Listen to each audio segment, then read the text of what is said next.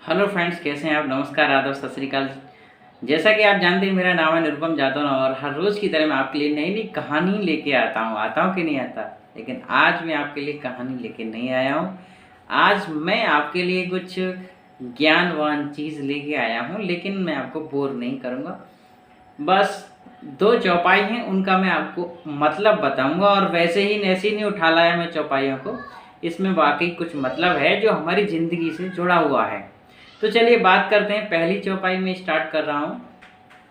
अनुचित उचित काज कछु होई, समुझ करिय भल कह सब कोई। मैं आपको इस चौपाई का अर्थ बताता हूँ। अनुचित उचित काज कछु होई, कोई भी कार्य उचित है या अनुचित है, कोई भी कार्य उचित है या अनुचित है, समुझ करिय भल कह सब कोई। अगर हम उसको समझकर करते हैं, अगर हम ये समझ लेते हैं ये कार्य उचित है और ये अनुचित है, तब उसके बाद उस कार्य को अगर हम करते हैं तो सभी लोग समुझ कहिए भल कह सब कोई, तो सभी लोग हमको भला कहते हैं। लेकिन अब दूसरी भी सुन लीजिए। सहसा कर पाछे पछताही, सहसा कर पाछे पछताही, कहि वेद बुध ते बुध नाही। और लेकिन आप बहुत ही जल्दबाजी में उस काम को कर लेते हैं, बिना सोचे समझे कर लेते हैं और फिर बाद में आप पछताते हैं। तो ऐसे जो लोग होते हैं, ऐसे लोगों को विद्वान भी और वेद भी, कहीं वेद और बुध, मतलब वेद मीन्स विद्वान, बुद्ध मीन्स बुद्धिमान, विद्वान भी और वेद भी ऐसे लोगों को बुद्धिमान नहीं कहते हैं साहब।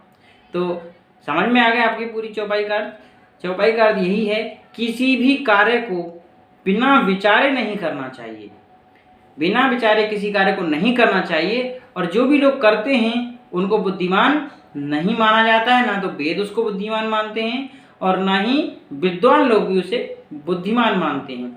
अगली चौपाई में अगर हम चलते हैं तो वह है सुमत कुमत सब के उर रहेहीं, सुमत कुमत सब के उर रहेहीं, नाथ पुराण निगम अस कहहीं। हे नाथ, तुलसीदास जी कहते हैं कि सुमति और कुमति, सुमति मीन्स अच्छी मति, अच्छी बुद्धि, और कुमति खोटी बुद्धि। ये अच्छी बुद्धि और खोटी बुद्धि सबके उर रहेहीं, ये सबके हृदय में निवास करती हैं, अच्छी बुद्धि और खोटी बुद्धि। हे नाथ, ये मैं नहीं कह रहा, ये कौन कह रहा है फिर? पुराण निगम अस कहें, ऐसा पुराण कहते हैं, निगम मानी वेद कहते हैं, अस कहें ऐसा कहते हैं। तो ऐसा वेद भी मानते हैं, पुराण भी मानते हैं कि दोनों प्रकार की बुद्धि मनुष्य के अंदर निवास करती हैं। अब आगे क्या कहा है तुलसीदास जी ने? उन्होंने कहा है कि जहाँ सुमति तह संपत्ति नाना। उन्होंने कहा है कि जहाँ भी सुमति है, जहाँ ये अच्छी वाली मति है, अच्छी वाली बुद्धि है, तह संपत्ति नाना, वहाँ पर संपत्ति ही संपत्ति है, पैसा ही पैसा है, खुशी ही खुशी है, आनंद ही आनंद है। जहाँ सुमति तह संपत्ति नाना। लेकिन दूसरी लाइन में उन्होंने बोला है जहाँ कुमति तह विपत्ति निदाना।